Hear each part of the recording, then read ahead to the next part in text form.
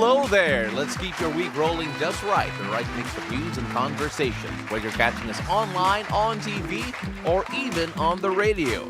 Hop on and join the chat. I'm Paolo del Rosario. Hello there, beautiful people. I'm Asis-Carilo. We are simulcast on Mellow 94.7 BFM.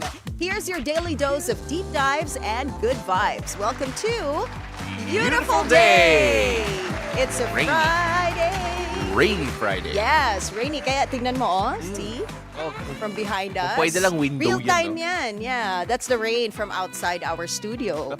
Actually, ngayon ka lang napansin animated pala yung background natin. What do you mean? It's been like that No. since... Dati, it would just be the streaks of rain. I didn't realize it would actually be raining. Depende sa weather. Depende sa weather. Okay. Oo, so ngayon umuulan, kaya ayan, may ulan, di ba? Mahirap kasi, sorry I made a mistake because I normally look forward, not back. But anyway, we have a good show today. We have a packed show. In fact, we have 3 guests coming in. Yes, of course, yes. all of them are bringing something different to the table.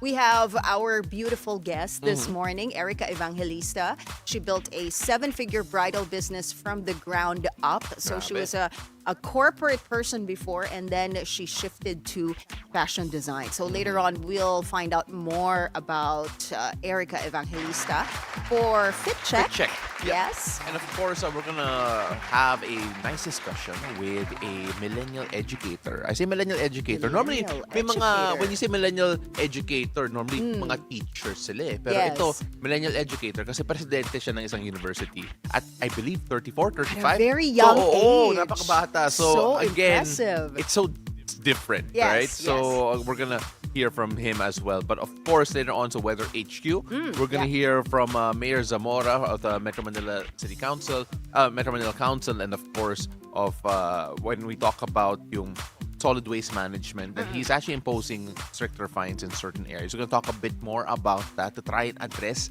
yung problema ng basura, especially sa mga waterways natin. And sakto, maulan ngayon. So we're going to see whether or not fines like this are going to be effective in curbing that type of problem. But yeah, we're also on social media, like we mentioned a while ago. We are everywhere. It's hard to miss us. And where can you find us? Facebook and on YouTube. We are there live. You can watch us live. And also you can send us your messages, shout outs, what have yous, questions for our guests later on. It's going to be a jam-packed show. So join us again, Facebook and on YouTube. 1 million followers on Facebook. Again, congratulations, BNC. Woohoo! Huli natin sa YouTube din. Mag 1 million subscribers din tayo. Oo nga eh. And on Instagram also and on TikTok kasi we're everywhere. Then when you're done following those accounts, at Paolo del Rosario po over on IG. Just Yes. para makahabol din ng konti. Konti lang naman. Ako rin, at Asis-Carilo. Go ahead and follow us, please. And also, we are on the Facebook page of Mellow 94.7 BFM. So aside from us being simulcast on Mellow, we are also live on their Facebook page. So many ways to join the show and get in touch with us. No excuses for you to be absent today on a Friday. For sure. Yes. But of course, syempre, you know what? We are anticipating just a bit more traffic in general. Oh, yeah. Long weekend Long kasi. weekend, People, maulan. I'm sure people are already out of Metro Manila, some, but I there are feel some like- on the road right about Yes. now. So let's check the situation in major roads at this hour. First up, we take a look at EDSA Orense in Makati. Left side of your screens, you're seeing right now vehicles heading to Pasay City. Light traffic on that area. Opposite lane, same situation. The right side are vehicles going to Shaw Boulevard. Light traffic there as well. Now this time, let's take a look at EDSA White Plains. On the left side of your screens are vehicles going to Shaw Boulevard. Already looking busy as of this hour. Moderate to heavy traffic building up on that stretch. Opposite lane, that is the right side for vehicles going to Cubao. We're seeing light to moderate traffic there. Now, heads up to motorists. The expanded vehicle number coding scheme is in full swing. It's a Friday, guys. So vehicles with license plates ending in 9 and 0 should be off the road right about now until 10 a.m. and again later from 5 p.m. to 8 p.m.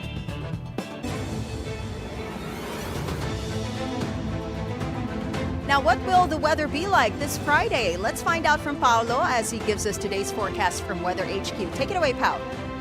Thank you so much, Anne. Well, here in the metro, it has been a rainy day. Let's figure out why. The low pressure area inside the PAR and the southwest monsoon are both affecting the country today.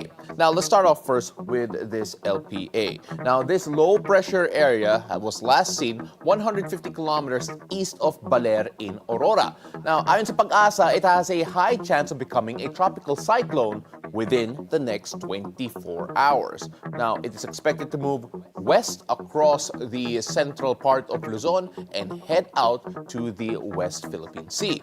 Now, once it's there, either tonight or tomorrow morning, it may quickly become a tropical depression. Kaya abangan natin po yan. There's also possibility it could strengthen into a storm even before it crosses land. Now, if that happens, Pag-asa will likely raise tropical cyclone wind signals in northern and central Luzon. Now, apart from strong winds, rains are also expected in many areas, including Camarines Norte, Camarines Sur, Quezon, Rizal, Laguna, Metro Manila, Central Luzon, Cagayan Valley, Cordillera, and the Ilocos region. So please be ready for that. Meanwhile, the southwest monsoon is also active. The hanging habagat, ang tawag natin po dito, will also bring rains to other parts of Luzon, Western Visayas, the Negros Island region, Zamboanga Peninsula, Soc-Sargen, Lanao del Norte, and Misamis Occidental. Now, for the rest of the country, particularly in Visayas and Mindanao, you can expect generally fair weather conditions in the east parts of the country with partly cloudy skies and some isolated rain showers or thunderstorms. Let's take a look at Pag-asa's heavy rainfall advisory. Now, today, moderate to heavy rains are expected due to the LPA in Cagayan, Isabela, Quirino, Nueva Vizcaya, Nueva Ecija, Tarlac, Ifugao, Benguet, La Union, Bataan, Zambales, Pangasinan, Aurora, Quezon, Camarines Norte, and Camarines Sur. And the habagat will also bring moderate to heavy rains or 50 to 100 millimeters of rain in Palawan, Occidental and Oriental Mindoro, Cavite, Batangas, Marinduque, Romblon, Aklan, Antique, Albay, Sorsogon, and Masbate. Now, this amount of rain could trigger flash floods and landslides, so residents in these areas are advised to take precautions. Now, as for sea conditions, there are no gale warnings in effect despite the habagat and the LPA. Seas are generally light to moderate, but still, safety should still be a priority because with the LPA and habagat still affecting our weather conditions. Now, because of this, the sea conditions as well may change from time to time. So to our fisher folks and marine travelers out there, always check your boats, wear your life vest, and stay updated with your local weather advisories. That is it for Weather HQ at the moment. And back to you. Thank you so much, Pao. Now on to our headlines this morning. The Securities and Exchange Commission has ordered Villar Land Holdings, owned by ultra-billionaryo Manny Villar, to pay at least 12 million pesos in fines. That's for delayed and misleading financial statements that inflated its fair value and total assets. This revaluation boosted the company's profit close to 1 trillion pesos from the previous 1.45 billion in 2023. The Villar Group said it is open to explain its side and respond to orders in due course. SEC Chairman Francis Lim assured there will be administrative due process to maintain integrity of the stock market. Now, amid the issue of ghost flood control projects, a source tells Bilyonaryo News Channel that former DPWH Secretary Rogelio Babe Singson has been offered back his post. Now, Singson served as DPWH Secretary for 6 years during the administration of late President Benigno Aquino III. The source told BNC that several individuals close to President Marcos made overtures to Singson to return to the department, but Singson was said to be reluctant to accept the offer, unless the president assures him of full support in instituting reforms in the DPWH, long perceived as one of the most corrupt state agencies. Another source told BNC that Bonoan was already under pressure to step down after President Marcos expressed anger during his visit to two sites of alleged ghost flood control structures in Bulacan. Alam mo, Ann, this is what we were talking about, that there would be people who would be held liable. Ito sa DPWH, I think masasabi natin dito, it's more of command responsibility. Command responsibility, yes. Kasi syempre, all these anomalies have been happening under his nose, and now that he's finding out about all these cases, right? I think the best move is to step down, delicadeza, I guess. Well, that's at least what is expected. Again, Expected, these are still reports, or of course reports from sources as well. But And tinanong din naman si Secretary Bonoan na meron bang calls Yeah. for his resignation, or does he not feel na parang the best thing to do is to step down? And sinabi naman niya na kung yun ang hihingi ng presidente, he is willing to do so. And of course, syempre, even with the speculation na si Singson yung papasok ulit, the condition given was that it has to have full support of the president and the administration to institute reforms in the DPWH. Again, perceived nga, yung perception natin dito, one of the most corrupt state agencies. Now, to institute that a particular change na kailangan gawin, it requires an incredible amount of political will. Kaya I'm not surprised if someone does take up that job. Let's say palitan nga ni Singson si Bonoan. Yes. If that change does happen, the amount of support needed to actually institute long-lasting changes needs to be real, and talagang I feel almost drastic, almost dramatic even And when it comes parang to it. kailangan talaga na the next whoever will be leading this department will have full control over the entire department, 'di ba? Kasi parang ngayon nakikita natin na si Secretary Bonoan hindi niya alam. Yeah. Diba? So, but I watched this interview with Senator Jinggoy Estrada, and sinabi niya na talagang nangyayari yon sa sistema, na all these anomalies, hindi na yun pinaparating sa higher ups. Yeah. So, doon na lang sa mga lower officials, hindi na nila. So, talagang it's possible na he has no idea. But, the fact that it is happening within his jurisdiction, within his department, under his nose, that is the reason why people are calling for him and to the term step we're down. using again is command responsibility. Command responsibility. Yeah, so let's see whether or not the change does happen. If a change does happen, or if Secretary Bonoan will be given a chance and the leeway to institute more drastic changes within the department while he's there, we'll see how We'll it see. turns out. Kasi ngayon, Yes. we are seeing a lot of admissions. But about ghost lot of projects, revelations, about violations. Kaya yes. let's see what happens. All right, moving on. House Deputy Majority Leader Congressman Arnan Panaligan denies the allegations that he used congressional insertions to fund projects in Oriental Mindoro. Panaligan clarifies he does not have any connection to contractors in charge of the controversial flood control projects in his bailiwick. Hindi ako nagparista niyan. Wala tayong papel sa paglilista ng mga proyektong yan. Sabi ko nga, ang tunay na sistema dyan ay dumarating sa Kongreso ang NEP, nakalista na ang mga flood control projects na yan, kung saang lugar at kung anong amount. At ang implementer niyan ay walang iba kundi ang regional office ng DPWH.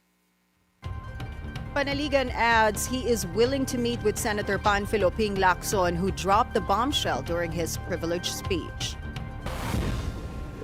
Now moving on, Justice Secretary Boying Remulla refused to comment on why extradition papers for FBI's most wanted suspect, Apollo Quiboloy, have not reached him. The U.S. Embassy said it sent the extradition request to Malacanang and the DOJ, but does not know who is handling it.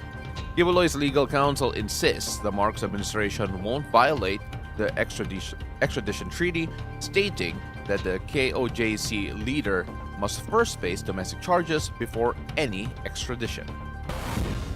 In other news, the MMDA is expecting traffic to increase as people take advantage of the long weekend. With yesterday and Monday both being special holidays, people are likely to have filed for leave today, Friday, to make the most of that extended weekend vacation. NLEX management predicts a 5% increase in motorists on the expressway for the weekend.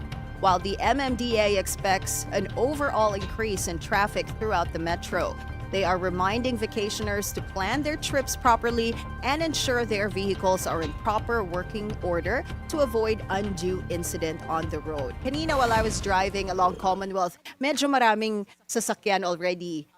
Despite the fact that I leave home very early to get here early. So usually pag ganong time, before 5:30, hindi pa ganong karami yung yung mga sasakyan. But now, medyo madami. So I feel like, nag-leave na sila today and they're on their way to wherever they're going. Mag-out of town na yung mga tao. Can I just say, I love, you know what? I want to try something. We haven't tried something on this show yet before. Kasi we have this segment called Hot Takes that we only bring out when we have something to say. Okay. I have something to say. Okay, hot takes. Kels, palabas nga ng hot takes sa OBB natin. Let's try this out. Hot takes on ayan, sige, let's do an OBB. Hot takes on what? What's our No, about the state of Metro Manila during times like this. Yung long weekend. Yes. Kasi, Filipinos, we really love yung mga long weekends. We look forward to that actually. Start of the year pa lang, di ba they already come up with a list of long weekends for the entire year. So you can plan your vacations ahead. Yeah. Diba? I mean like, okay, wait, may ilalabas ba natin yung hot takes? Okay, so we're gonna wait for it. sige. Okay, so either way, I'm just gonna start here. Okay, go. Kasi grabe. Okay, first of all right, when we are in a long weekend and everyone is leaving, all right, you have to consider yung experience ng travel mo rin, right? And it's never pleasant. It's never pleasant going out of Metro Manila during a long weekend. Especially kapag nag-drive kayo, long drive, o tara, mag-Batangas tayo, or punta tayong Baguio, or wherever, right? Now, the Tapos thing ang is, traffic.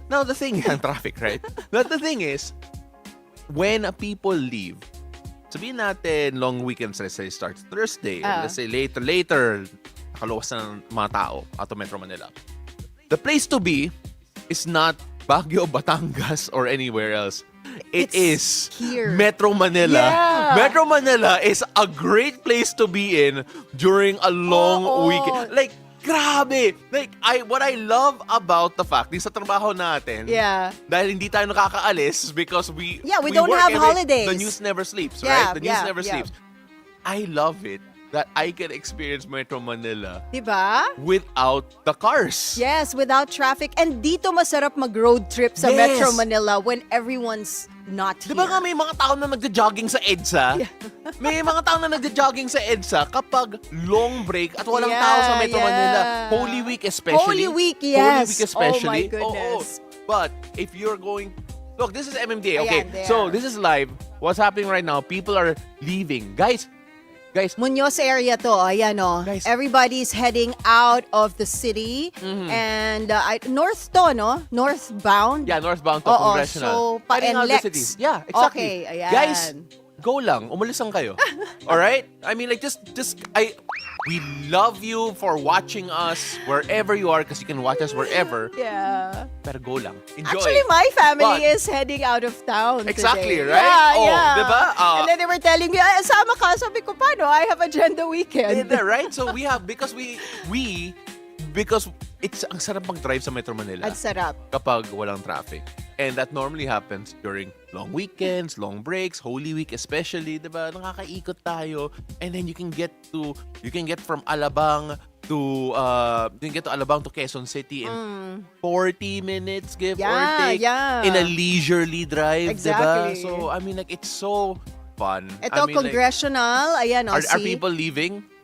This is headed to the to Mindanao and then pa-NLEX yan, di ba? Pa-NLEX yan? Yeah. Guys, so, ayan na. enjoy. Paalis na sila. Enjoy wherever you're going. Yes. Yung mga tao na may trabaho o kahit holiday, hello fellow news people, guys, let's enjoy. Yeah, Let's we will enjoy our enjoy Metro moment. Manila. Let's enjoy Metro this Manila. quiet time. The place to be. Ano nga sabi ng mga yung mga tao sa if you know, you know, 'di ba? Dito sa Metro Manila. Okay, I'm done. Pero seriously, to all our viewers and listeners on Mellow 94.7 BFM, driving on your way to Be wherever safe. you're having your vacation, yes, drive carefully, please, and be safe. Yes, enjoy your vacation And out there. Kasi mag-extend rin kayo. hanggang Monday lang, pumasok na kayo sa Tuesday. All right, moving on. In world news this time, industry analysts are pointing to a so-called AI bubble that could potentially burst. U.S. tech shares are showing vulnerability after a massive run. Investors cited wariness about the artificial intelligence trade, which has been a key driver of tech stocks and the broader market. Recent cautionary signs included a study from researchers at the Massachusetts Institute of Technology that found that 95% of organizations are getting no return on AI investments. OpenAI CEO Sam Altman also told tech news website The Verge last week that investors may be getting overexcited about AI. Since last week, some AI-linked shares have pulled back sharply. Nvidia has dropped about 5%, while shares of Palantir have slumped some 16%. Now here in Asia, Thailand's suspended prime minister appeared before the Constitutional Court in Bangkok to testify to a high-profile case. This complaint alleges Paetongtarn Shinawat of violation of ethics over her leaked phone call with Cambodia's former leader. That was at a time when the two countries were at the brink of an armed conflict. The court will give its decision August 29th in the case seeking Paetongtarn's removal. She is part of Thailand's billionaire Shinawat family, who faces multiple controversies that could test their political resilience. A court will also rule today whether its patriarch Thaksin Shinawat insulted the powerful monarchy during a 2025 interview, a serious crime which carries 15 years of jail time. Moving over to sports and local hoops, the Northport Batang Pierre allegedly in talks to sell its franchise to a food and beverage company. However, PBA Commissioner Willie Marshall clarifies that he hasn't received any official notice about the sale. The team has seen several key players leave, including Arvin Tolentino, William Navarro, Alin Bulanadi, and Paolo Taha. Despite these, Northport still has a strong lineup, including Calvin Abueva, Josh Monzon, and Gio Halalon.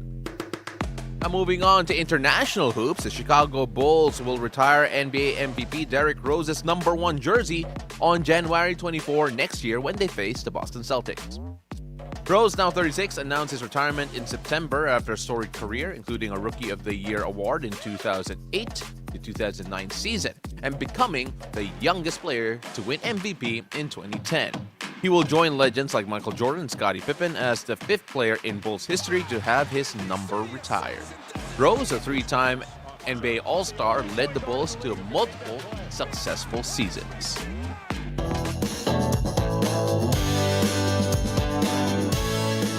All right, here's your first cup of tea this morning. Stranger Things star Millie Bobby Brown has revealed that she and husband Jake Bon Jovi have adopted a daughter. The 21-year-old shared the news on Instagram, expressing excitement over the new chapter of parenthood.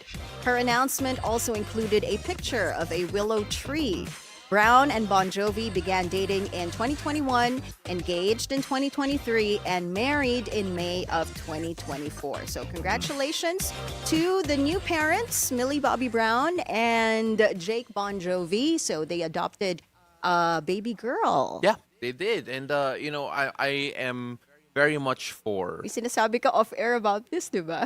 Oo, pero wag na natin sabihin. Wag na natin sabihin, No, okay. when we talk about adoption, some people find it a bit taboo. In the sense that they refuse some, to adopt. yes. Yeah, because of the fact that, kasi syempre gusto nila, they feel that it has to be more natural. It Yes. really won't be your child if you're adopting. Like some people have a bit of that mentality, Have that siguro. thinking, yes. And to have celebrities, big name celebrities, break that by adopting, I think it's one, it's admirable and really destroys yung stigma Yeah. when it comes to it. And at the same time also, by the way, at 21 years old, But I feel like she's still a baby herself. well, that's because She's you watched very her grow young. up. You watched her grow up. Yeah, I watched her grow watched up. her I grow mean, up. I followed Stranger Things, Yeah. but I feel like they're very young, but congratulations to them, and I'm sure they're going to be Yeah, I mean, like, look, wonderful parents. The nice thing is that it's by choice. I'm sure yeah. they thought about it. I mean, like this, just looking at. My mom's gonna hate me for this. Kasi my Okay. mom also had me at 20, pero hindi niya choice yun eh. So, I mean, Tita, in-announce niya on national TV. I've announced it before. But it's just one of those things, right? Like, Yeah. like this at 21 years old, to want a child and to want a child enough to have the option to adopt, which is a relatively long process, huh? It is a long process, Yeah. and not all couples are approved for adoption. Yeah. Kasi may screening yan, and even the parents get screened, diba? Yeah. And sometimes they don't get approved. Yeah. So, congratulations to them. It's a big Congratulations. responsibility, but I'm sure they're going to be wonderful. Yeah, and make sure you parents. legally adopt for those considering. Legally adopt and don't practically shop. Yes, Right. that's right. Now, our second cup of tea.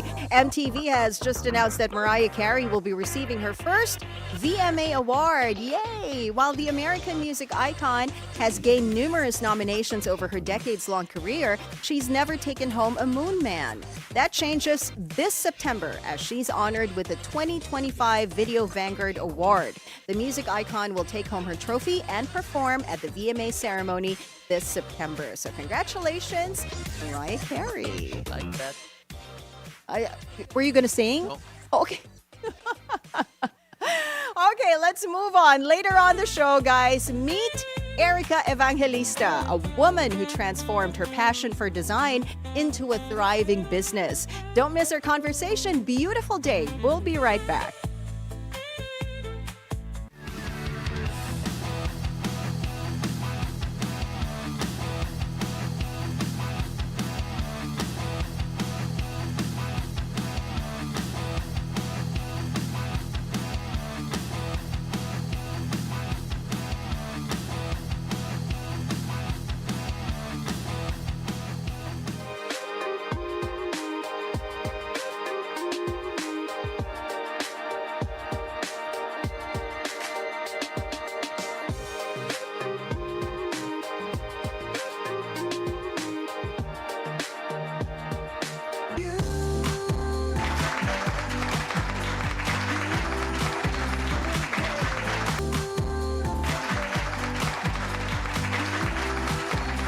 Hi there, welcome back. You're still watching Beautiful Day. This morning, we have a remarkable guest who's proven that hard work, passion, and dedication can turn dreams into a thriving business. She's a former Miss Universe Philippines candidate, a successful bridal designer, and the force behind a 7-figure fashion empire. She put herself through design school while working a 9-to-5, slowly building a name in the bridal industry. Join us for a fit check to know more about Ericka Evangelista and her journey from the office to the atelier.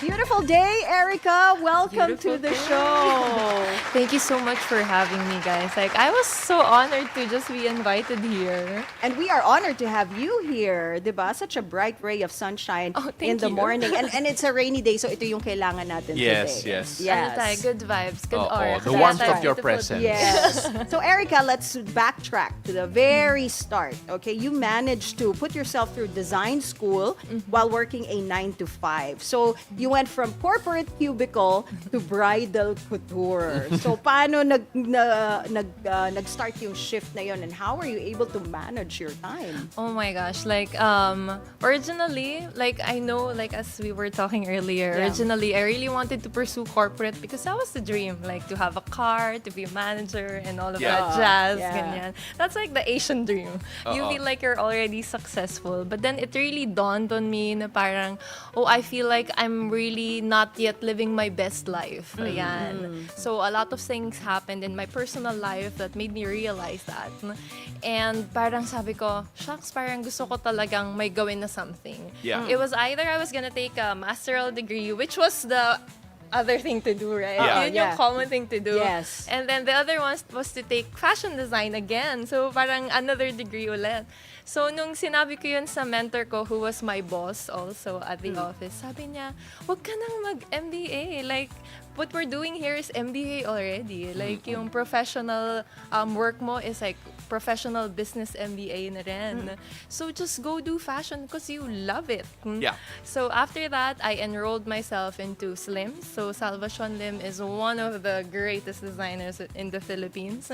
And then, I told them na, guys, Monday to Friday na lang ako. And then weekend yon. So our school is mostly weekend. Okay. So I sign out of work ng weekend and then I resurrect back ng Monday to Friday. I love that. Resurrect back.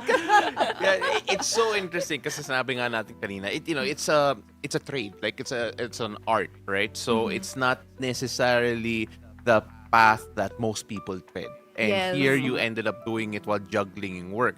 You basically destroyed all of your free time Yes. for the passion to be able to do this. Pero sa simula, it really felt that was it a product of necessity that you had to work alongside your corporate job, alongside learning this to be able to fuel yung passion mo?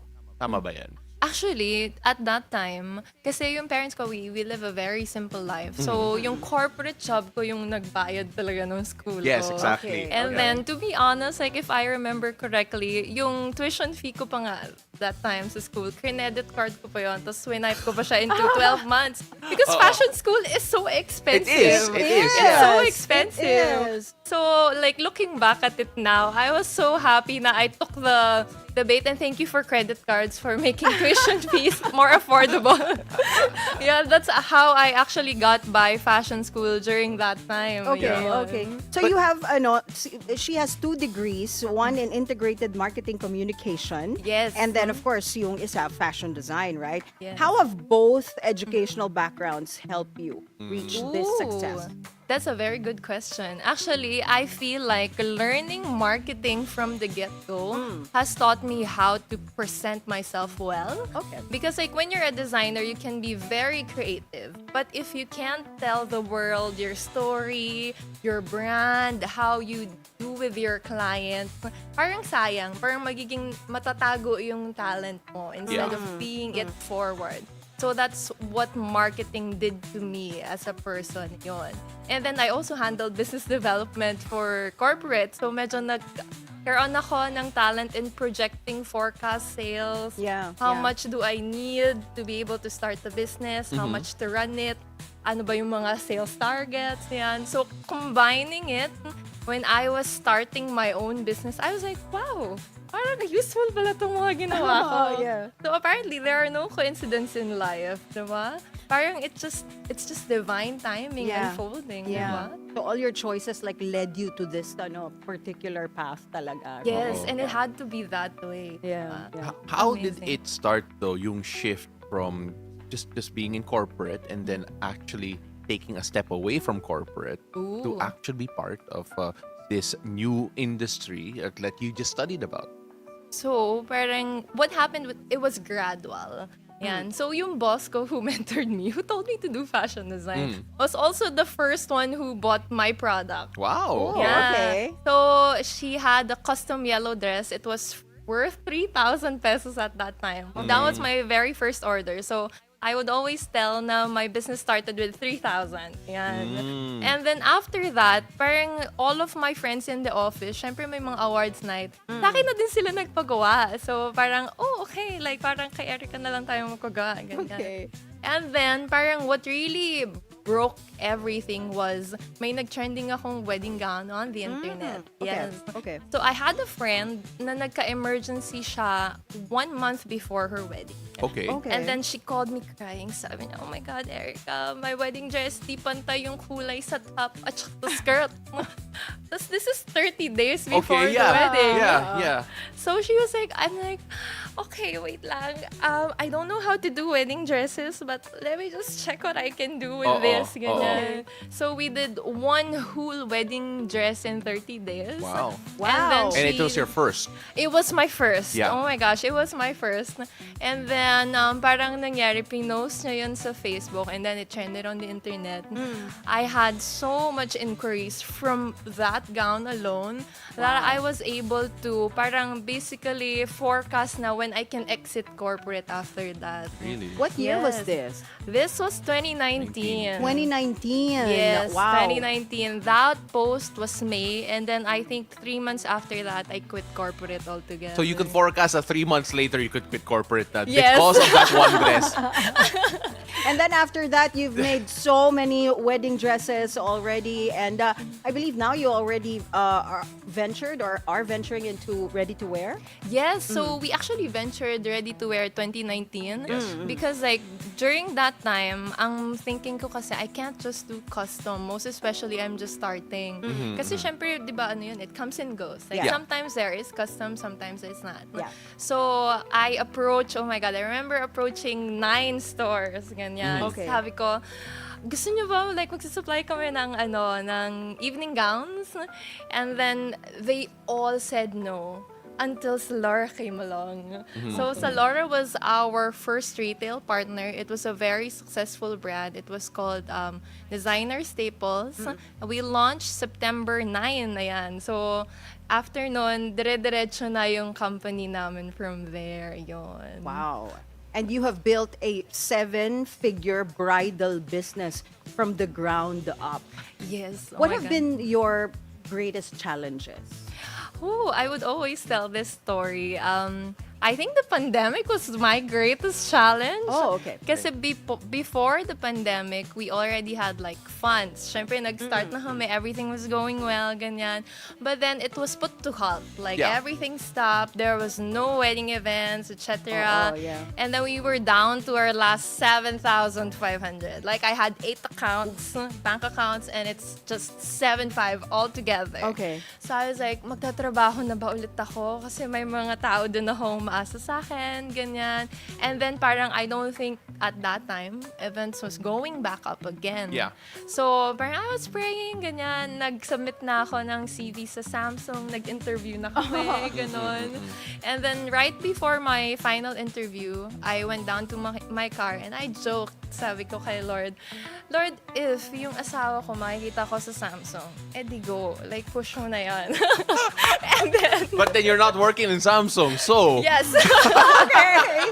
Tapos? So sabi ko, but the other option is, if you think that fashion design is really for me, then make a miracle. Like, I need a sign. Like, I need the confirmation that this path is for me. Okay. And parang it might be like a very miraculous story. Pero the same day na I got the interview was the same day I got paid 150,000 to start all over again. Isang wedding gown lang to na down payment. wow. Yeah, so it was that the one, night. one miraculous order. Okay. And then the 150,000 was the money also that we got to roll out ulit to earn our next our next millions. That's good. I mean, like, syempre, it felt like a seed, diba? Yeah. But when you look at, I love that story. It feels like it was almost stop, start, at the brink of ending. What do you think sets your brand, your work apart? Considering na grabe yung kwento mo so far. Like, you almost stopped, you kept on going, and Yeah, it increases yung appreciation for what you do, eh. Kasi Yes. you almost had to stop. I feel like as a brand, what they love about us is we're very approachable. So when you say fashion designers, kasi it can be a little bit intimidating. Yeah. Ganyan. Yeah. And then what we do with our clients, we really walk with them. Really walk with them. Kasi like down from the first time we meet you, we really ask, what is your dream gown? To, I even give like consultations. So if you check out our TikTok, meron dang the rule of 2 triangles. So just to share with you, baka maging informative din sa inyo yon. So the rule of 2 triangles states na dapat your shoulders always look broad pababa. And then your hips always look full. O, diba? Okay, let me check on. Do you want me to do it with you? Oh, yeah, sure. Okay, can you stand So I'll up? stand. Okay. Kaya anda na muna. Alright. Ako yung naka-mic. Ako yung naka-mic. It's okay. It's okay. Go ahead. Go ahead. Let's do this. Okay, so ipipin ko lang ito saglit. Ayan. Alright. Oh, talagang fit check talaga. A fit check Oo, talaga. fit check talaga. So, usually, dapat yung shoulders mo always look broad. So, that is the first triangle pababa. Ayan. And then yung second triangle, dapat your hips look full. Okay. So, pababang ganon. So, for example, what you're wearing is actually really good for your figure kasi it already extends your shoulders. Yeah. And then it gives more power to your waist. Ayan. And this is what our clients love about us kasi parang not a lot of people know what to do with their parang body silhouette, right? Yeah. And then iba-iba kasi talaga siya. Sometimes they just need guidance as to what to focus more, ganyan. Ano yan kasi, yung katawan natin, that's something we should be proud of. That's something we should be embracing. Dapat fini-feature lang natin yung parts ng katawan natin na we wanna show off. Dapat parang ine-embrace lang natin siya, tas fini-feature. Oh, yun. di ba? I'm wearing the right outfit today. Yes. With the right shape. Yes! Thank you so much, Ericka. Sorry, I want to give you back your mic para maninig Ay, ka rin. sorry. Oo. Sabi ko, I'm wearing the right outfit, di ba? Ayun. It really highlights my figure. Oh, thank you. I You're learned something from welcome. Ericka today. What I love about that is that you mentioned that you do actually do that on, you mentioned your TikTok, you mentioned social Yes. media, and the storytelling, it feels like it's part of it. Yung presence was sa social media and siguro putting a face and Oh, to the a voice brand. to the brand. How has that been like for you? Oh, it's very fun for me because like whatever I am in the office and wherever I am, it's the same. So I just like being genuine. I just like to, of course, help people. Ayun talaga yung pinaka-goal ko kasi at the end of the day, it's really bringing the confidence out of somebody. Like it's bringing the glow out of somebody. That's it for me. So what are your plans now moving forward? Ooh, moving forward, very exciting. So we're planning to move to a very big office. Oh, wow. Pinag-pray Oh, pa wow. namin yun. It's gonna be in BGC ulit. Okay. So just to give you a background story, we started with our office atelier sa bahay lang namin. I think it was like an 8 square meter terrace. Wow, We okay. had a little bit more funding. Nagpagtawa ako ng maliit na office sa may tapat ng apartment namin. So it was 15. Now we are at 45 and we're looking at 100 square meters Wow. now. So we're praying. Congratulations. Let's manifest that. Oh, this yes, year. yes. Yeah, that's gonna happen. What I love about that is that you literally went out of the office and now you are moving into a bigger one for your fashion your growing fashion empire.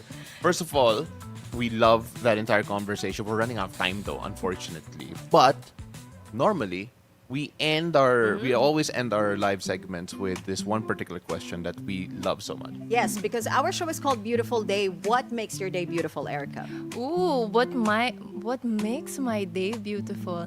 I think it's when I see my clients very happy and glowing in their gowns. I think that's what makes a beautiful day for me. And I think nung nag-US nga ako, sabi ko, pag-uwi ko, ay, namiss ko pala to. Kahit ang saya mag-aral and mag-travel. Yeah. Namiss ko talaga to see the smiles on their faces. All right. Fantastic. Thank you very much and good luck to you. Thank you so much, Thank you for guys. joining us today, Thank you Ericka so much. Evangelista, ladies and gentlemen. Thank Oh you, my guys. gosh, I love that. So Yeah. we're now gonna have to move on though, because our next guest is a homegrown prodigal son who pursued his dreams in California and is back in his hometown of Iriga City in Camarines Sur as a university president. Attorney Mickey Ortega joins us after the break. Beautiful day. We'll be right back.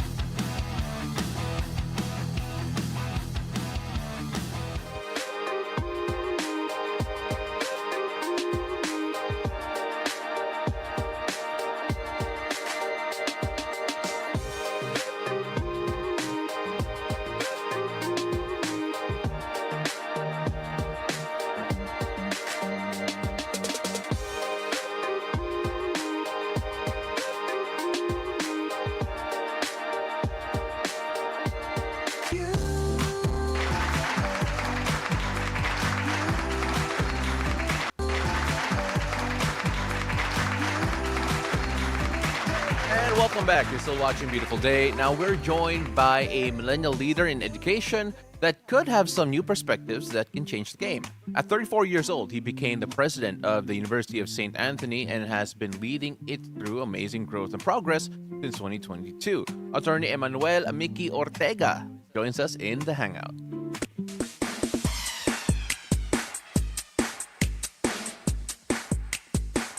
Beautiful day, Attorney Mickey. Thank you so much for joining us. Thank you for having me, Paolo, and good morning to you guys. All right, Attorney, let's start off first with a bit of your background because you actually were California-based. Yes. Before moving back to the Philippines, or at least splitting your time with the Philippines to take over as president of University of St. Anthony. Let's start off first with that move to the States and basically the reasons why you're splitting your time between your family in California right now and, of course, what's happening in Iriga City. Yes. So, Paolo, it's a very interesting story. So, let's start with my law school here in the Philippines. So, I was born and raised here in the Philippines. I went to the Ateneo grade school. And then for my for my college, I actually went to the University of St. Anthony, which is the school that I now lead as president. And in 2018, I took the Philippine bar over here. And I still remember it distinctly because it was four Sundays of November during that time to take the bar. And I was already applying, and I had applied for a Master's of Law degree in the United States because it was always my dream also to become a lawyer over there. So I remember it distinctly that after the last bar exam in November, in first week of January, I found myself in the United States already, in a classroom there. And it was quite crazy because over here, my last name is Ortega. And over there, it's Ortega. Ortega. Yes. So it was Ortega. yes. So it was something very new to me. In the 45 days, you're already there. And then, I studied there. I got my Master's of Law degree. With the grace of God, I even got the LLM Masters of Law Excellence Award, which is awarded to one master's student per year. And then I eventually passed the California bar in 2021. And, I was already starting my life there. I was newly married. And you kind of feel like, you're living the dream. You're working in Los Angeles.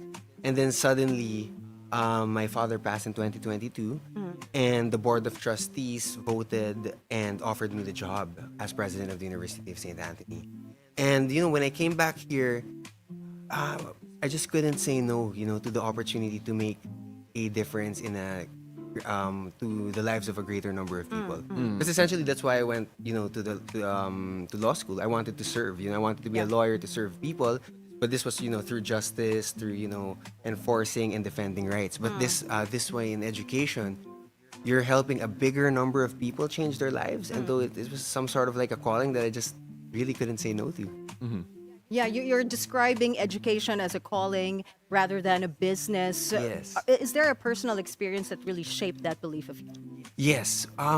It was actually my time in the University of St. Anthony when I was studying there. I always call it as my longest OJT because I knew down the line that I would be running the university. But when I was going to school there, I got to meet, real people, real friends. We still have group chats up to now.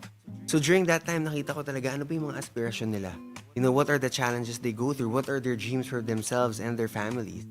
And then that's when I truly saw that education is something that can change lives.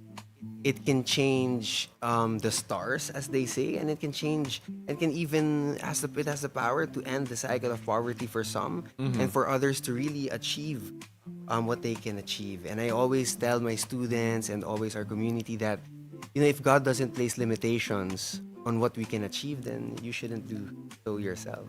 You have around back then, the time that you became president of University of St. Anthony, you mentioned newly married, you were living the dream. You have a 10-month-old right now. Yes. Congratulations, by the way. Thank you very much. How was the conversation like with your wife in California? You're already based there. You've already planted roots. Okay? You were getting set. And then all of a sudden, you're like, Yes. babe, do you want to go to Iriga? That's exactly the conversation. And the You funny just reenacted thing, it, Yes, okay. and the funny thing is, I never told her about my life in Iriga. Really?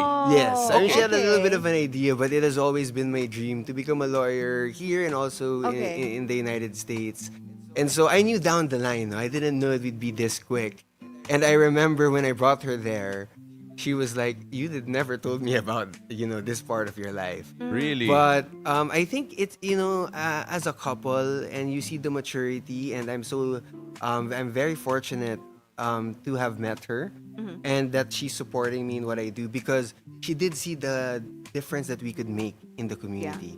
We started with 6,000 students when I came in, and right now we're at 9,700, and hopefully this school year, the elusive 10,000, we're very hopeful that we can get there.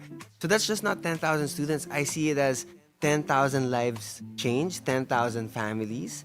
And imagine if they can bring that to their communities, the number of people you can help. And so I think that was the main reason that she supported me in this venture, and she continues to support me in this venture. The university is deeply tied to your family's legacy, right? Yeah. From your grandfather, Dr. Santiago Ortega, to your father, Attorney Santiago Ortega, and then now you as president. How does it feel, to be carrying the torch of 3 generations? It's a privilege, really. It's you're continuing the work that your family has been doing, but at the same time, a great opportunity to innovate, and a great opportunity to expand the opportunities for children nowadays, because it was so different. We've been in this industry for 78 years, so you can only imagine the challenges and the opportunities back then is much different from right now. So I see it as a privilege. I'm very honored to continue our legacy. And in fact, the board of trustees, the chairman of our board, is actually my brother, who's also a doctor. His name is Dr. Victor Ortega, and he was the deputy director of the United Nations World Health Organization program in New York at one point. So my sister is also in the board. My mother is also in the board. So it's been a great opportunity to work together, and just to help change lives, really. When we take a look at the challenges right now of Yes. being an educator, Yes. it feels like we are. I remember, well, back in my day, sorry, Anne. When the internet became a thing, Yes. it changed the way education was handled to the point that everything slowly became cloud-based before the word cloud was even there, right? People started learning less about the Dewey Decimal System in libraries. Right now, the biggest challenge, or at least one of the biggest, I don't know if hindrances is the right word, or maybe even best tools, is AI. Yes. When you take a look at the challenges right now, given the changing technology, Yes. how are you gearing your teachers, your faculty, your institution to tackle this? Yes. Paolo, that's AI currently. It's very controversial. It's a topic that's very popular all over the world. So I think you want to strike that balance, because on one end, AI has made life much easier for everyone, That's right? true. Yes. ChatGPT. I think there's a statistic that showed that ChatGPT's users exceeded the number of users of Facebook, Instagram, YouTube. So it's made life easier for a lot of people. But then again, the challenge there is, it may be taking away the character development from students of, let's say, how do you know the hardships of research? Let's say now ChatGPT can create a research paper in 1 minute when originally it would take longer. And these are core values that you want your students to know. You want them to learn to do hard things, because essentially that's how you get further in life, right? They say that a smooth sea never made a skilled sailor. So that's the challenge that we're facing, is how do you balance that? Allowing them to still grow, and grow in a way that makes them into these competent, hardworking, determined individuals ready to do what's necessary despite AI being there, and balancing that with AI is here to stay. It's not going to go away, and in the future there will be jobs that will be affected by AI, and eventually I think there will be a time that there are certain jobs that you may need to know how to use AI. Yeah. So currently in the Yeah, university, we're trying to do a framework where, how do we balance that? Like, what are the jobs that we think AI will be needed so that we can train our students there? But at Okay. the same time, those core competencies that I mentioned, Yeah. we can still train them there. It's a challenge, but I think it's something that all educational institutions are going through, and it's something that we're happily trying to take on. Yeah, AI is going to be here to stay. Yeah. Yes. It's not going anywhere. Exactly. So speaking of your students, what are your goals for your students? Is employability a major priority in their education? Yeah, so and because we have a very diverse set of students, so we start with the basic education, yung mga grade school to high school. With grade school, our mission is really, we want them to have fun. We want them to have fun in school, make friends, and just love education and love going to school and love that feeling. And the pandemic took that away from some students, right? Yes. Yeah. So like we invested in a new playground in our school, and to a lot of people it's just a playground. But to us, that's where you fall and you pick yourself up. That's where you learn to take turns in using the playground. That's where you have fun with your friends. So that's our goals for at least for the grade school. For high school, it's really about how do they find themselves? What are they passionate about? Who are their true friends? These are the things that you kind of look for. What do they look for in their friends? And for college, as you mentioned, and yes, definitely employability. We always say in the University of St. Anthony, we don't measure our success by the number of diplomas we hand out, but by the number of lives we change. So we're very active in external relations, finding linkages that could give, more OJT experiences for our students, internships, maybe exchange programs, because we want them to have a better future. And for the others who just want to reach their greatest goals, we want to be there for them. And definitely, you hit the spot over there, at least for the college students. All right, so I want to ask you harder questions. No, I think some of the questions were already hard. Really? Well, you're in for a treat. No, because locally in the Philippines, and I'm sure you've been aware, there Yes. have been a lot of issues when it comes to student life, when it comes to bullying, when it comes to mental Yes. health. It feels like in particular right now, I have conversations with different administrators in general, different psychologists in general, that there already is a distinct lack of mental health practitioners dito sa Pilipinas. Yes. I could only imagine how that is in the education sector, wherein guidance counselors are far, far, far outnumbered by the students Yeah. who need them. Yes. When you talk about bullying, when you talk about mental health, when you talk about having that safe environment where people could actually come out with their fears, how do you approach that? So, Paolo, that's a very valid concern. It's very true, especially in the age of social media. No, so before, I always mentioned that before, the only people you would see, when I was going to grade school, I'm sure when you were going to grade school, high school, the only people you would see and you would know about their lives are the people that you hang out with. Yeah. So maybe in a week, 10, 20 people. Nowadays, through social media, I can see the life of my grade 1 classmate who I don't even remember. Yeah.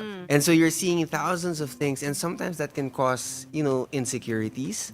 Because of course, as we know, it's curated. You don't put, your problems on social media. So I think that has had a negative impact on mental health of students. Of course, there's a lot of positive impact of social media, but I think we're, as Yeah. Paolo mentioned, Yeah. we're trying to talk about that aspect. So what we're trying to do really is we want to foster that environment where it's like we're a family. That. So when it comes to guidance counselors, we have different seminars during our mental health months. We have different seminars. Our guidance offices are always open. And even to our teachers, making sure that if there's an incident of bullying, that's handled. We're lucky to have very strict principals who instill discipline in the students. But it's definitely something that we're continuing to work on because, you never know. Outside the classroom, we don't know how their lives are out there and what they Yeah. see online and how that affects them. And as a school, we just want the school to be a safe space. A space where from grade school to college you feel like a family, and I think we've been doing a good job on that, and we'll try to continue to do so. Bullying is really, such a big problem, Yeah. right? And especially discrimination, right? Yes. How do you address this problem in your school? Fortunately, yung discrimination, and we don't have too much of. Not too much of bullying either. I think good. it's just really we're in Camarines Sur in Iriga City. It's a small town, so everybody kind of knows everybody. Yeah. The Okay. parents kind of know, the other Okay. parents. But how we handle that really is really with the teachers and the principals, and because this would be normally seen in the basic education. No? So if you have good principals, good teachers, they can be able to spot right away, even without the student knowing, that they have that empathy to know, hey, I think there's something going on. Why is this student a little bit more quiet than he used to be? Why is the student not raising their hand like, they used to be, or they were more active? And, we would have parent-teacher conferences every month. Oh, that's And that's where we're able to do those things. And of course, we have a very active student affairs office and all of those things.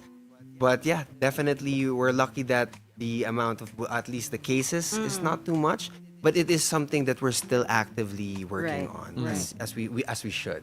Well, I know that you are, I think the term relatively new to the job is fine, considering that Yes. this is considered to be a long tenure. Yes. When you take a look at the goals of the university, to reach the 10,000 mark of students, of course, is something that we're going to be manifesting for you here. Thank you so much. When we talk about the goals that you have personally for yourself and for the university, what would that look like? For the university, Paolo, I'll start with that. Our goal really is to, as mentioned earlier, transform lives. And how we're able to get there is through making sure that we have objectively quality education and services. And we're able to do this by making sure that the CHED mandated regulations, the DepEd mandated regulations, we volunteer ourselves to accreditation from different accrediting bodies. So our goal is to be an accredited institution by many different bodies so that objectively we can say we are giving the best quality and service. And hopefully one day to be ranked, even just here in the Philippines. Because by being ranked, we can be able to increase the chances of our students in having that better future or reaching, that dream of theirs. Suddenly it becomes very reachable, right? Right. And that essentially is our dream for the institution. And for myself personally, the last 10 years I've spent pursuing illegal education. Yes. Right? And so this seems, as Paolo mentioned, that I am quite new to the job. So I think for me personally, there's been a lot of growth that I've gotten in this job and a lot of fulfillment. And personally, I just want to continue learning because I do know that there's still so much to learn. I learn so much from the people I'm with, externally, from consultants we have.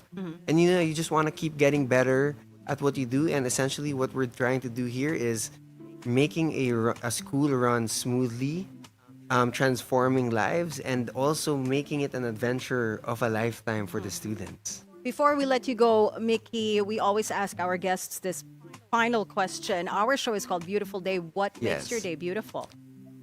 What makes my day beautiful? I would say if I can put a smile on even one person's face, especially if it's a student of ours or a parent or a faculty or staff, that to me would be a beautiful day. I think they're smiling right now because of this interview. Yes. But then, attorney, we really appreciate you. Thank you so much for your time and their insights, and hopefully we get to see you again real soon. Yes, Paolo, Ann, it was a pleasure. Thank you for having me here. Ladies and gentlemen, he is a millennial education leader, attorney Manuel Mickey Ortega. Now, when we return, I'll speak with San Juan City Mayor and Metro Manila Council President Francis Zamora about the proposed stiffer fines for those throwing trash in our rivers and esteros. Don't go away. Beautiful day. We'll be right back.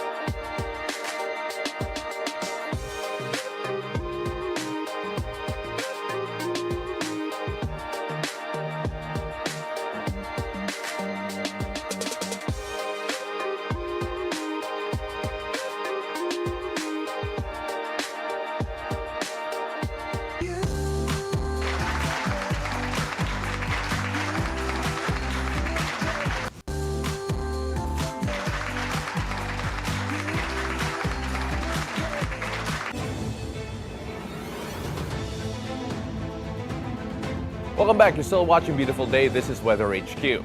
Now, flooding remains one of the biggest problems in Metro Manila, and one of the leading causes is improper waste disposal. Now, the Metro Manila Council is looking at stiffer fines up to 5,000 pesos even for first-time violators. Now, this is to discourage people from throwing garbage into waterways. To tell us more about this proposal and how it could change waste discipline across the metro, joining us via phone patch is San Juan City Mayor and Metro Manila Council President Francis Zamora. Mayor, magandang umaga po. Thank you so much for joining us on Beautiful Day. Yes, magandang umaga, Paolo, and thank you very much for having me on your program. Mayor, let's start off first with the origins of yung proposal po nito. If I'm not mistaken, you have done mga inspections through the San Juan River, and what did you see? What were the things that you felt needed to be addressed first and foremost? Yes, Paolo, first off, I would like to clarify that the San Juan River is 9.8 kilometers long, and the portion of San Juan is only 2 kilometers. But unfortunately, we are downstream, so we end up catching the flow of water going towards San Juan. And during the inspection, we saw that the MMDA trash traps, which they have set up, they have been collecting load trash. And what we realized really is people are still throwing trash in our waterways. And if we do not change this kind of mindset, if we do not discipline our citizens, then the problem of flooding will continue to persist. So Chairman Donates and I discussed that we will include this in the agenda of our next Metro Manila Council meeting. But here in San Juan, we currently have a 3,000 peso fine for individuals caught throwing garbage into the waterways and in areas that you're not supposed to throw this in. And we are proposing here in San Juan to increase that to 5,000 pesos. Now, in our next Metro Manila Council meeting, I will discuss with the mayors if they will be open to the idea of increasing their fines as well in their individual LGUs. Let's start off first with San Juan po, in particular. You mentioned the proposal, or at least the effort to try to raise it from 3,000 to 5,000 pesos. Another issue has always been implementation in terms of making sure na masusunod talaga to. When you were taking a look at that particular aspect of the fines, how can that be implemented even better, especially with all the talk happening right now when it comes to flooding sa Metro Manila? Well, dapat talaga, Paolo, no? Whatever ordinances LGUs pass or approve, dapat talaga na-implement yan. Iba yung meron kang batas, iba yung na-implement mo siya. And of course, it is our duty to ensure that all of these would be properly implemented. And we have our Public Order and Safety Office staff, we have our Task Force Disciplina, we have our police, we have our barangays. So all of these personnel are authorized to apprehend violators. And again, it is really about good implementation of all existing ordinances. I'm just looking at the different efforts right now po with our waterways and our rivers in particular. We've had a chance to talk to different government agencies when it comes to yung monitoring po ng mga estero po natin at mga riverways, saying that there are actually not enough people monitoring and cleaning up these areas. Has San Juan come up with anything, or it will be proposing something to be able to increase yung monitoring po nito, and of course yung number of people actually taking care of yung mga waterways po natin, especially that go through San Juan? Yes, actually, it's really a challenge because, number one, LGUs only have a limit as to how much we can spend for salaries of personnel. So we really need augmentation, of course, from the barangay. And at the end of the day, discipline is important. Dapat hindi na kailangan hulihin pa yung mga nag-violate. Dapat wala nang mag-violate, di ba? So, dapat talaga yung disiplina natin bilang mga mamamayan ay nandyan. And a lot of it really should come from our citizens, no, na hindi na dapat magtapon ng basura, dapat matuto tayo na alagaan ang ating paligid. Because at the end of the day, babalik at babalik ang problema sa atin, Paolo. No? If we continue to throw garbage in our waterways, in our rivers, in our creeks, then the problem of flooding will continue to persist.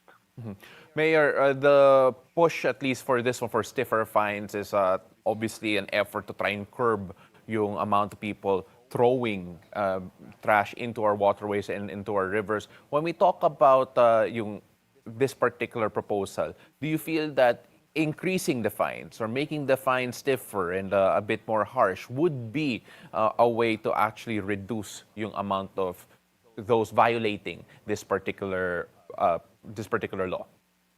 Personally, ako, naniniwala ko, it will be a deterrent. No? Sapagkat pag makita ng tao na mas malaki na yung multa at na-implement ito ng mabuti, mas magdadalawang isip na sila na magtapon ng basura. In the same manner, for instance, if you see a vehicle parked illegally get towed, no, you will tell yourself, naku, hindi ako paparado dyan kasi nagtotow dyan, nakaklamp dyan, naninikit dyan. So, in the same manner, pag makita nila na merong apprehension talaga sa mga violators natin pagdating sa pagtapon ng basura, ako personally naniniwala. Because when people see that we are serious about implementing existing laws, at meron ng mga kaakibat na mga fines talaga, no? Magdadalawang isip talaga ang ating mga mamamayan na magtapon ng basura. Mayor, gaano ka-importante yung collaboration with the other mayors considering sinabi nyo nga po that the San Juan River only 2 kilometers actually runs through San Juan. And unfortunately, downstream po kayo, you are ending up catching a lot of the trash coming downriver. When you talk about the other LGUs or the other areas that could also be or should be responsible for these certain areas, gaano ka-importante yung collaboration po with these LGUs? Yes, mahalaga talaga because again, hindi lang yung San Juan River, no? Just imagine, Pasig River doesn't mean hindi naman sa Pasig lang yung Pasig River, di ba? It passes through a lot of cities as well. So it's really important that across Metro Manila, nagtutulungan yung mga LGUs natin na meron tayong joint programs sa pag-alaga ng ating mga waterways. And we've been doing this, Paolo, with our fellow mayors. But the reality is, of course, yung ating mga mamayan, hindi lahat talaga disiplinado. Yung dating lalim ng ating mga ilog ay hindi na parehas ngayon because of silt, because of accumulation of trash. So, kinakailangan talaga natin ng dredging, kinakailangan ibalik yung dating lalim ng ating mga waterways, and kinakailangan talaga, again, babalik ako sa disiplina ng ating mga mamamayan. So, in our next Metro Manila Council meeting, I will discuss this with our fellow mayors, and we will see how we can harmonize the fines and penalties across Metro Manila. I'll see if that can be done. I will propose it to the body. And now, if other LGUs will continue to implement their own fines and penalties, that's okay as long as these are really well executed, no? Kasi again, kahit anong dami ng mga batas natin, kung di naman natin ito napapatupad ng maayos, ay sayang lang naman ito. How high in the priority right now for the Metro Manila Council are efforts like this, considering flooding has been an issue? Right now, at the moment, we are feeling the effects of an LPA that could possibly turn into a tropical depression. Gaano ka-importante yung mga diskusyon na ito, especially this particular topic sa Metro Manila Council?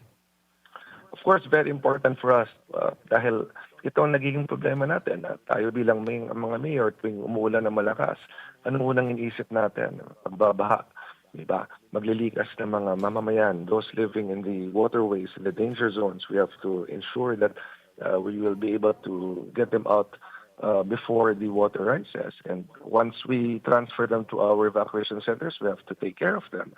So, best talaga na once and for all na magkaroon tayo ng solution sa problemang ito. At again, I personally believe that proper solid waste management is a factor. Among other interventions, of course, good flood control projects implementation and discipline. So maraming mga factors talaga na dapat mangyari. But we have to start somewhere, Paolo. At hindi naman pwedeng tuwing problema ito. We have seen other areas in San Juan na dating binabaha na ngayon hindi na binabaha. And for example, is Barangay Salapan, dikit lang siya ng San Juan River, but solve na natin ang problema na napabaha dito. So, merong solusyon talaga na kinakailangan talaga matutukan na mabuti. Mayor, before we let you go, of course, we talked a lot about the fines, but are there any efforts from San Juan to try and educate more the people in your particular area on how to keep the Metro Manila waterways clean? Are there any educational programs? Are there any other efforts to ensure na in the future yung disiplina na hinahanap talaga natin will actually be more present sa citizenry? Yes, Paolo, we really focus on the education of our children. No? Habang bata pa lamang sila, na we indoctrinate them with proper environmental protection frameworks. So, kinakailangan habang bata, naintindihan nila na ang ating environment ay kailangan alagaan. So, we have suitable programs for this, and we start with our youth. Mas mabuti talaga habang bata, naintindihan na nila yung kahalagahan po nito. And of course, tuloy-tuloy lang man natin mga programs sa ating mga barangays, and of course, the city government. So, meron tayong Send Road Department. Ito yung City Environment Natural Resources Department natin, and we make sure that we have programs across all barangays, across all sectors, and across all demographics regarding environmental protection. He is San Juan City Mayor and Metro Manila Council President Francis Zamora. Mayor, maraming salamat. Thank you so much for sharing your insights, especially on the fines, of course, yung mga efforts natin to keep Metro Manila's waterways clean. Maraming salamat po. Maraming salamat din po. Well, that's it for Weather HQ at the moment. And back to you. Thank you, Pao. Now it's time for us to find out what the stars have in store for us today. Let's hear it from our resident energizer and feng shui master, Hans Kua, in our horoscope of the day. Take it away, Master Hans. Good morning! Beautiful day with me, Bilyonaryo Master Hans Kua. Ito po ang horoscope ngayong araw ng Biyernes, August 22. Simulan natin sa mga pinanganak ng Year of the Rat. Ang pabalik-balik ay hindi palaging mahal. Minsan multo yan ng nakaraan. Yellow at 4. Punta naman tayo kay Year of the Ox. Iwas gastos sa mga pampaganda. Keep it simple muna. Tan at 6. Kay Year of the Tiger naman tayo kumain ng lutong bahay. Iwas tayo sa food poisoning. White at 9. Rabbit naman, bawasan ang pagko-comment online. May mga matang hindi nakikita. Silver at 5. Sa mga Year of Dragon naman tayo, huwag basta pumasok sa bagong responsibilidad. Mag-antay muna. Red at 3. Kay Snake naman tayo, kung iniwasan ka niya noon, bakit mo pa siya tatanggapin ngayon? Blue at 2. Ito naman, kay Year of the Horsey, mag-exercise kahit sa loob lang ng bahay. Violet at 8. Sa mga pinanganak ng Year of the Sheep naman tayo, iwas overtime sa mga fatigue. This can cause or invite bad energy. Green at 6. Kay Year of the Monkey naman tayo, hindi lahat ng namimiss kita ay totoo. Baka kailangan lang niya ng pansamantalang kakampi. Page at 1. Kay Rooster naman tayo, mag-ingat sa mga investments ng mga invites ngayong buwan. Pink at 7. Kay Year of the Dog naman tayo, kung ang relasyon ay tanong, hindi ito sagot, baka hindi ito ang tamang relasyon. Blue at 9. At kay Year of the Pig naman tayo, ayusin ang personal na mga files. May lalabas na lumang issue. Tan at 5. Paalala lang, ito po ay patnubay lamang. Ang tunay na swerte ay nagsisimula sa pagiging totoo. Abangan araw-araw ang horoscope of the day. Dito lang po sa Beautiful Day with me, Master Hans Kua. Thank you as always, Master Hans Kua. Bawal daw ang overtime at ma-fatigue. Iwas fatigue, iwas Alam mo, overtime. Yung problema sa'yo, Grabe ka naman, problema? That's not a problem. you can't, walang iwas overtime when you work 7 days a week. Kung yan na yung regular time mo, wala ka na ma-over. I don't go overtime. We're always on time. Oh On my agenda weekend, gosh. bawal overtime. Wow, oh my gosh. Basta ako, exercise daw ako. Ay, Mag-exercise ka kahit sa loob ng Kahit sa house. loob ng You know what? I bahay. was listening to your interview with Mayor Zamora earlier, and sinabi niya, 'di ba, yung mga bata turuan natin as early as yeah, you know, to indoctrinate them as early as now. yes, and also teach them yung proper waste disposal, Yes. 'di ba, and everything. Naalala ko kasi the reason why that hit me kasi nung bata ako, nakatira kami malapit sa creek. Yes. And then my lola and all the adults in my family, alam mo kung paano kami magtapon ng trash? We throw it dun sa Tuhulin. Okay, Sa so wall. so may utang kang Dun sa- 5,000. dun sa creek. So dapat may utang And kang 5,000 pesos. I would see them do that and I was like, parang mali. Pero syempre nung bata ko, I wasn't thinking na mali because the adults were doing that. But now that I'm Ayun. older, I realize na, oh my God, all this time we were committing a big mistake. So, are you admitting na ikaw yung dahilan kung bakit bumabaha? Hindi ako. Ngayon sa Bata Metro pa ako Manila? noon. But I Oo. really saw yung mga adults nagtatapon na dun sa creek kasi katabi nga namin yung creek. So, it really is important to set an example sa mga bata. Yes. You know, because we remember that. Things like that. Saan ka nagtatapon ng basura? So, sino may Diba? utang ng 5,000? Yung lola ko. She's dead na. Oh, So I'm sorry, man. Oh, no! But my lola... Hoy, my hungry lola- ghost month. Ghost month. Bukas. I'm not making fun of my lola. I'm just saying na tama nga yung advice ni Mayor. Diba? Oo, So oo. kids talaga, they see adults as an example. So we have to be careful with whatever we're doing in front of children. Okay, so ladies and gentlemen, you heard it here. Huwag Yeah. tularan ang lola ni Asis-Carilo. Grabe God rest ka! her soul. Yes. Again, thank you so much for joining us this week. What a wow, week. what a That's a week. wrap on our show this Friday, August 22. Thank you so much for joining us. I'm Paolo del Rosario. Remember, keep it cool and take it easy. And I'm Asis-Carilo. Quick shout out to our home for our awesome set and to my beauty sponsors Lift Clinic and Pino Beauty Lounge.